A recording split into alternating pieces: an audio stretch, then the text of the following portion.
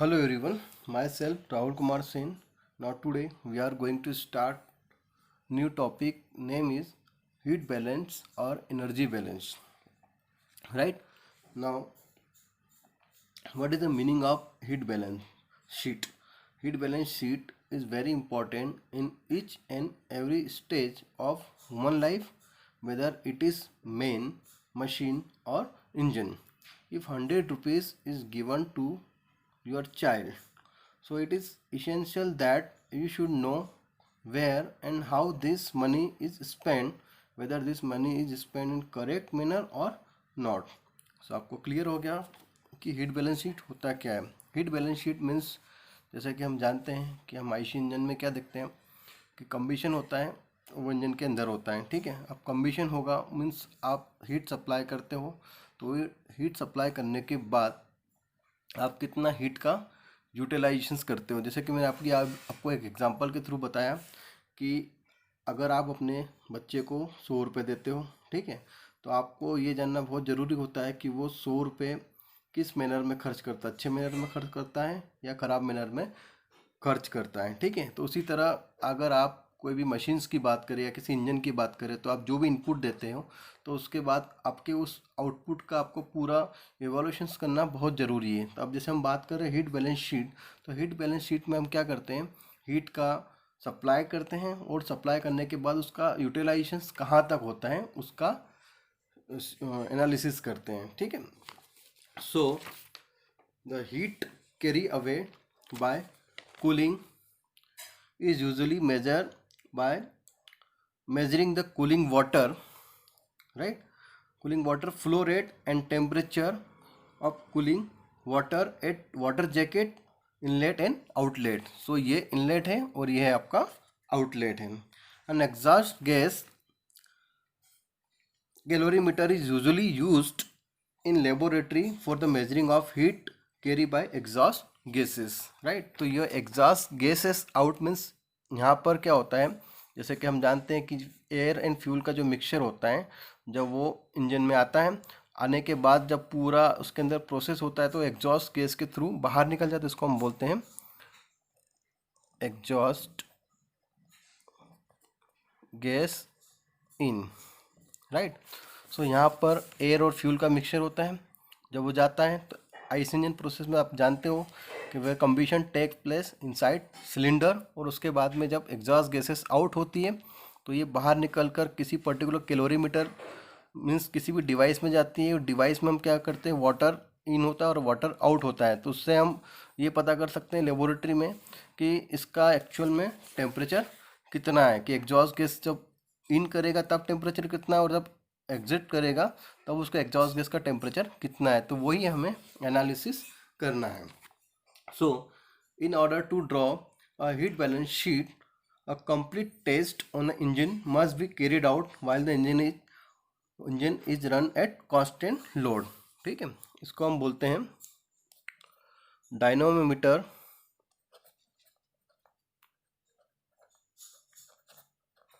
जैसे कि आप जानते हैं कि डायनोमीटर का काम क्या है, टू मेजर ब्रेक पावर. अब ब्रेक पावर क्या है ये मुझे बताने की ज़रूरत नहीं है. ठीक है, अब ये आईसी इंजन है. अब आईसी इंजन में क्या होता है, वाटर जैकेट भी होता है. वाटर जैकेट का काम क्या करता है, कूलिंग करने का काम करता है. जब भी इसके अंदर जो फ्यूल और एयर का बर्न होगा तो उसमें बहुत अमाउंट में हीट प्रोड्यूस होगी तो प्रेशर भी इसका रिलीज़ होगा, टेम्परेचर भी रिलीज़ होगा. तो उन केस में वाटर जैकेट क्या करता है, कूलिंग करने का काम करता है, जिससे हम हीट को क्या कर सकें, लॉस कर सकें. उसके बावजूद भी जो एग्जॉस्ट गैसेस है उसका कुछ टेम्परेचर होगा, वो जब पर्टिकुलर किसी डिवाइस में जाएगा तो यहाँ पे भी इसका टेम्परेचर को हमको मेज़र करना पड़ेगा और उसी के बेस पर हमें हीट बैलेंस शीट ड्रॉ करनी है. ठीक है, तो हीट सप्लाई क्या होता है, हीट सप्लाई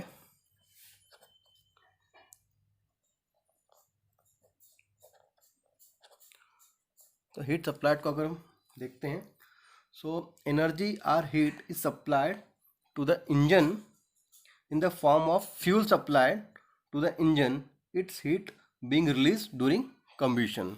ऑब्वियस सी बात है कि जब आप हीट और एनर्जी जो भी है इसको सप्लाई करते हो ठीक है। सो ये किसके फॉर्म में सप्लाई होती है, फ्यूल के फॉर्म में सप्लाई होती है, और इंजन उसमें क्या करता है, हीट को रिलीज करता है ड्यूरिंग कंबशन में। कंबशन मीन्स क्या होता है कि जो उसका बर्निंग होता है, जिसके कारण फ्यूल क्या होता है, आपका बर्न होता है। सो हीट सप्लाइड को आप कैसे लिखोगे, हीट सप्लाई को आप लिखोगे mass flow rate, mass of fuel rate multiply C V means calorific value. So आप समझ सकते हो कि एम एफ क्या होता है और सी वी क्या होता है। तो आपको मैंने लास्ट क्लास में बताया था, एम एफ का मतलब होता है मास flow rate of fuel, mass flow rate of fuel, और इसकी यूनिट क्या है, उसकी यूनिट होती है किलोग्राम पर मिनट, राइट। और सी वी होता है आपका कैलोरीफिक वैल्यू, ये होता है आपका कैलोरीफिक वैल्यू ऑफ फ्यूल, वो होता है आपका किलो जूल पर केजी। तो इसकी यूनिट कितनी हो जाएगी, देखिए एम एफ की यूनिट होती है आपकी, जो होती है एम एफ की यूनिट होती है आपकी किलोग्राम पर मिनट, और सी वी की यूनिट कितनी होती है, ये होती है किलो जूल पर केजी। तो केजी से केजी कैंसल, तो यूनिट हो गई आपकी किलो जूल पर मिनट। तो ये उसकी यूनिट हो गई हीट सप्लाइड। तो हीट सप्लाइड के लिए क्या हो गया, M F multiply C V. अब हीट तो आप सप्लाई कर देते हो, उसके बाद हमें क्या करना है, हीट का यूटिलाइजेशन करना है। तो अब हमको देखना है heat utilised, right. So heat का यूटिलाइज करना है।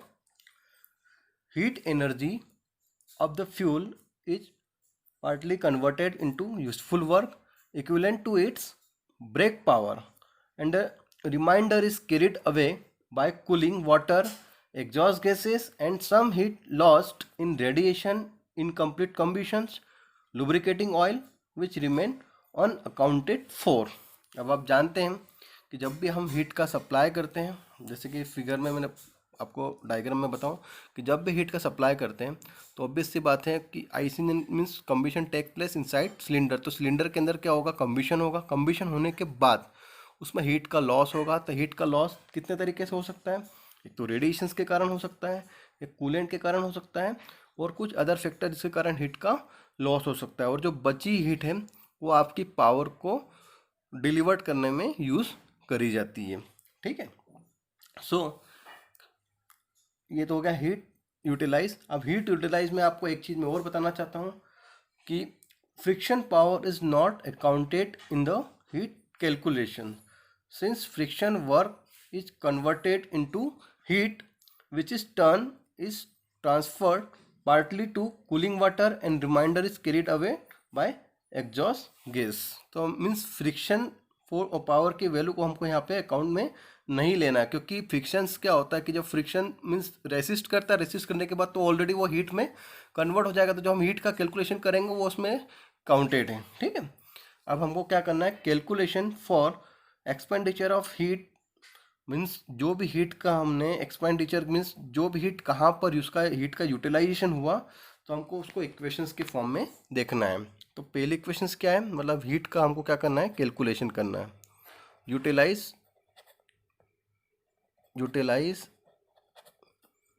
हीट कैलकुलेशन, यूटिलाइज हीट का क्या करना है, कैलकुलेशन करना है। तो पहला आपका कंसेप्ट है heat equivalent to brake power, right.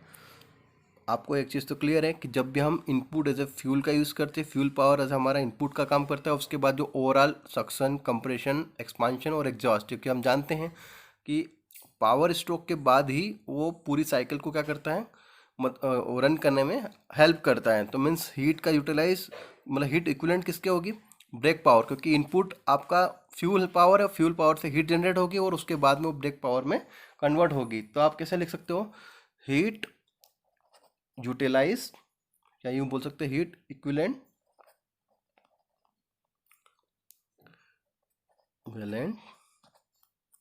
To brake power per minute, right. So heat equivalent to brake power per minute, तो ये कितना हो जाएगा, ब्रेक पावर मल्टीप्लाई 60, और इसकी यूनिट कितनी हो जाएगी, किलो जूल पर मिनट। सो ये पहली इक्वेशन हम इस तरह लिख सकते हैं, ब्रेक पावर मल्टीप्लाई 60। अब नेक्स्ट कैलकुलेशन जो होगी जिसको हमें देखना है वो है आपका heat rejected to cooling water. ठीक है, यहाँ पे क्या किया, हीट को सप्लाई किया। ठीक है, हीट को सप्लाई करने के बाद हीट का रिजेक्टेड कहाँ होगा, तो ऑब्वियस सी बात कि हीट को सप्लाई करने की वजह उसमें कंबशन होगा तो वो रिजेक्ट होगी आपकी कूलिंग वाटर में। ठीक है, या एटमॉस्फेयर में। तो अभी हम बात करते हैं कूलिंग वाटर इन और कूलिंग वाटर आउट, क्योंकि जब कंबशन होगा तो वाटर जैकेट के थ्रू वाटर क्या होगा, इसके अंदर जाएगा, तो वाटर अंदर जाएगा, उसके बाद फिर वाटर जैकेट से आउटलेट बाहर आएगा, तो उससे क्या होगा, इसमें कुछ हीट का लॉस होगा। ठीक है, सो नेक्स्ट इक्वेशंस क्या है, मीन्स कंडीशन है वो आपकी, वो हो जाएगी आपकी एक कंडीशन हो गई, हाँ, heat rejected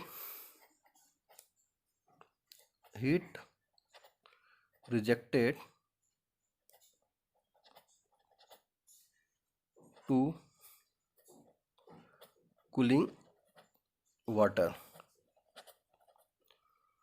heat rejected to cooling water, that means क्या हुआ, अब वाटर इन और वाटर आउट, तो उस कंडीशन में क्या होगा, वो इक्वेशन हो जाएगी आपकी m suffix w multiply c P W multiply T W O minus T W I. ठीक है, तो ये इक्वेशन को किस तरह लिख सकते हो आप, इस तरह लिख सकते हो, ये हो जाएगा mass of cooling water multiply specific heat of water multiply T W O का मतलब होता है आपका cooling water outlet temperature minus cooling water inlet temperature, right. So आपको ये बताने की मुझे ज़रूरत नहीं है कि MW क्या होता है। MW का मतलब होता है आपका मास of cooling water circulated in kilogram पर मिनट, राइट। और CPW का मतलब होता है स्पेसिफिक हीट ऑफ वाटर, और जिसकी जनरली वैल्यू होती है वो क्या होती है, स्पेसिफिक हीट वाटर वो होती है 4.187, और इसकी जो यूनिट होती है वो होती है kilo joule per KG kelvin. ठीक है, सो ये हो गई आपकी heat rejected to cooling water. तो हीट रिजेक्ट कहाँ होती है, क्योंकि हीट सप्लाई होती है, और सप्लाई होती है तो सिलेंडर के अंदर या इंजन के अंदर उसका कंबशन होता है, कंबशन होने के बाद उसमें हीट ज़्यादा जनरेट होती है, तो उसको हमको क्या करना होता है, रिजेक्ट करना होता है। तो उसमें वाटर होता है, वाटर जैकेट होता है, जिसके थ्रू वो क्या होती है, रिजेक्ट होती है। तो इसका इक्वेशन क्या हो जाएगा, m into W multiply CPW multiply TWO minus TWI। तो ये इक्वेशन हो गई।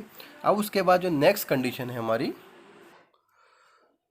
सो हमारी थर्ड कैलकुलेशन है वो क्या है, heat carried away by exhaust gases.